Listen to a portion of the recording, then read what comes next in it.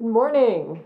My name is Claire Weichselbaum, and I'm honored to be sharing the pulpit with Reverend Christine this morning for some reflections on adventure. One could argue that I am, at this very moment, in the middle of an adventure. When I moved to Phoenix earlier this year, I had never set foot in the state of Arizona before.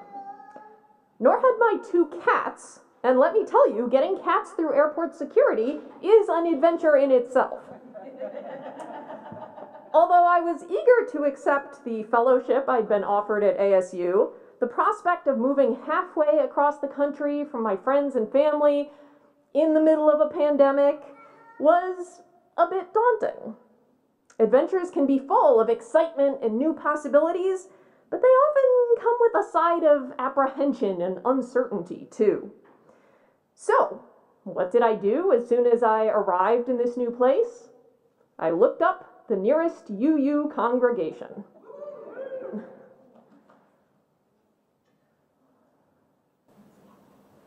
And we are so glad that you did. And I can totally relate. Last Monday, if you all can believe it, was my 3-year anniversary of starting here as the minister of UUCP. Can you believe it? When we moved, we got an RV, and we moved with our 2 dogs and our 4 cats, and yes, I can tell you that the cats were also very displeased with the process. Our adventure was full of excitement and change and anticipation and a lot of going into the unknown. That adventure was a culmination of another very long adventure that I had started 5 years earlier, going into seminary, doing a chaplaincy residency, being a ministerial intern, and being credentialed and ordained as a UU minister. I had no idea how that adventure would end. It was really scary when I started, but boy, has it ended well with me, with you all. As we heard in our poem in the opening words, when we become weary on our adventuring journeys, there is a resting place, an inn, where we can find comfort and companionship. For me, that inn has often been a UU congregation. I started attending a UU church in college, carpooling with a handful of other students each Sunday morning. It was an oasis in the chaos of exams and papers, an opportunity to be still, to be in community, to connect across generations. And every place I have lived since then, I have sought out the local UUs. Just like the poem says, a UU community has room for all who seek. It's a place to meet other wayfarers, other adventurers, and to find comfort when we are travel-sore and weak. A place that will always welcome us with open arms, never leave us standing at the door. And having that kind of place is important, incredibly important, if we are to go out into the world and face our adventures. When we need to rest from the uphill journey that is school or work or whatever else we may face during the week, we know that we can come here. We know that we can turn to this community of fellow adventurers, that we don't have to go it alone. But the cool thing is, this isn't just a place to find refuge from our adventures, it's also a place to seek adventures. Every Sunday, the group of people assembled in this room and online set off together to explore some idea, some uncharted territory, some new vantage point on the landscape of our world. Sometimes the sanctuary becomes a time machine as we travel back in time to consider historical texts and past events. Sometimes it becomes a spaceship launching us into a wider perspective to help us reflect on our earthly existence. Sometimes it becomes a submarine delving into a murky sea of deep questions, or a ship that rides the waves of joys and sorrows as we navigate our lives. Together, we go on spiritual adventures, intellectual adventures, adventures that make the world a better place, adventures that help us become our best selves. And not just here in the sanctuary, but in the classrooms, at coffee hour, outside climbing the ghost eye tree, or on Zoom.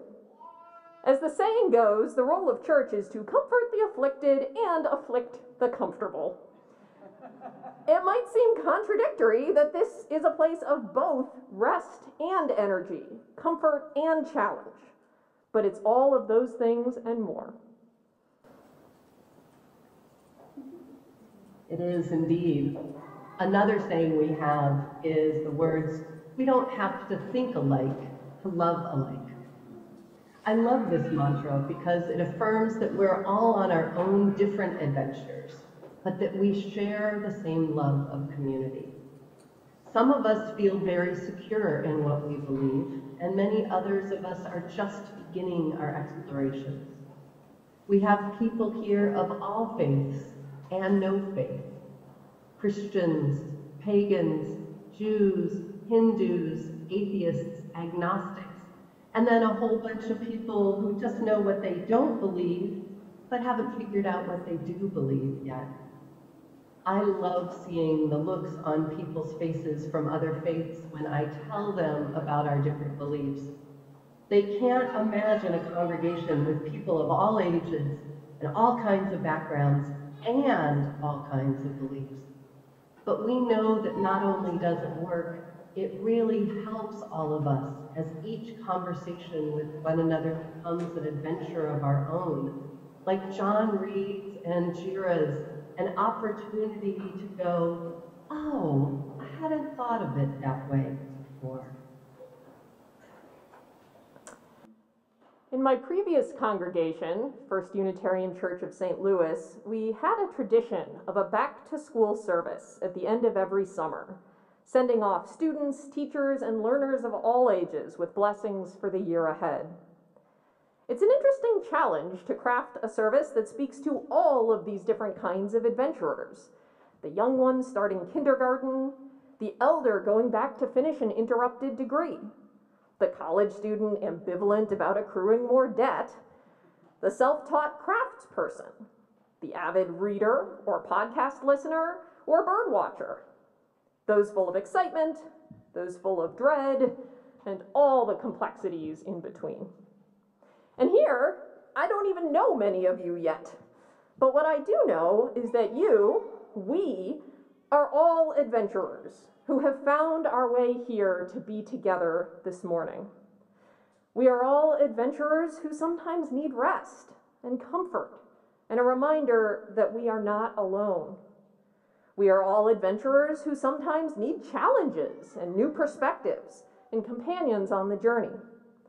So my wish for you, whatever adventures may be ahead of you this year, is that you remember this community is here for you through it all. So we invite you all to think about what kind of adventure you are on right now. If you are one of the many people starting school last week, or this week, or have been continuing school all summer, how do you feel about it? Are you scared? Are you excited? Will you be changing schools? Are you going to be meeting new friends? Some of you are learning at home. What does your adventure look like for this year? Some of you are changing jobs or changing homes. Some of you are newly retired or picking up new hobbies. Some of you are new to this congregation, and this is a brand new adventure for you in that way. Are you preparing to travel somewhere? And how do you feel about it? Or is your adventure just trying to navigate how to adventure out into the world during and through a pandemic? Still. And we want to create space for all of these emotions that you're having around your journey.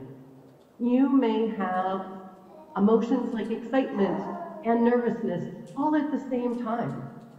You may have no idea what you're doing or no idea where you're going, or you may be very clear on what your intentions are. You may be sad about the adventure you didn't get to take, or sad about the adventure that you did take. Along with thinking about your adventure, I invite you to take some time to name for yourself all of the emotions that go along with it. So we are now going to have a ritual to bless you all on your respective journeys and adventures and give you something to go with you on it. Let me explain what's going to happen, and I'm hoping that my helpers there in the sanctuary will be pointing things out as well. There are 5 stations here. There are 4 in the sanctuary, theme related to different kinds of adventures.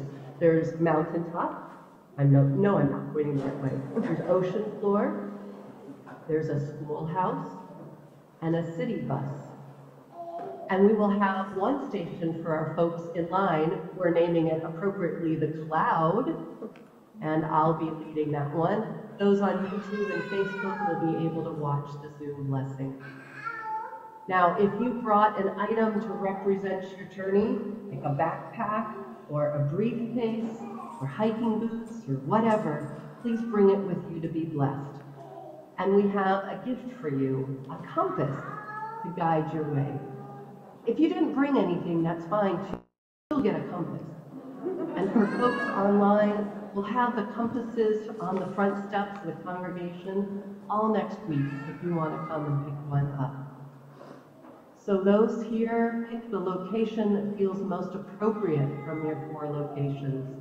The mountaintop, the ocean floor, the schoolhouse, or the city bus, whichever one feels most appropriate. At each station, you're going to meet with some wise sages. Tell them a small amount of information about your journey or your item, and they will give you a customized blessing. Feel free to chat with each other or to just go back and contemplate your blessing solemnly afterwards. But please be aware of folks' comfort and consent wishes as you approach each other. If any of you have accessibility issues, just raise your hand and Katie will come to you. So Claire, shall we practice? Sure. So this is my backpack, which goes back and forth with me to UUCP. It holds my computer, my notebook of dreams, and random stoles or rocks or notes. I'd love to have a blessing for my upcoming year of ministry. Reverend Christine, may your backpack be blessed as a tool of your journey. May your journey be full of self-care, wisdom, compassion, and inspiration. May you find the right balance of strength and softness as you journey through this year. And may this compass guide your way. Thank you. And Claire, I see that you brought your bike helmet. I know that you travel primarily by bike rather than by car, and this helmet is very important to all of your Phoenix adventures. So Claire, may this helmet keep you physically safe. May it protect your brain from harm and shield you from scrapes and cuts in case of a fall. But furthermore, may it represent safety as you explore your new town in creative and amazing ways. May it be a symbol of your freedom of being out in nature and the world, and may it bring you lots of new places, people, and possibilities to explore. And may your compass guide your way.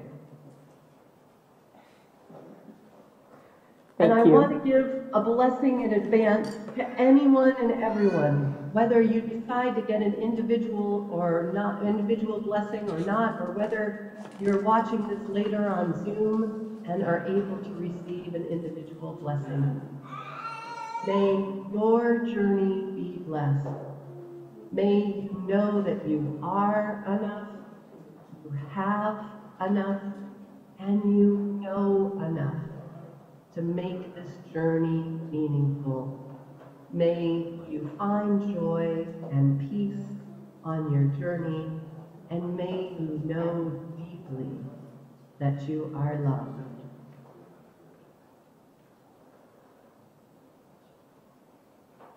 Now let us go forth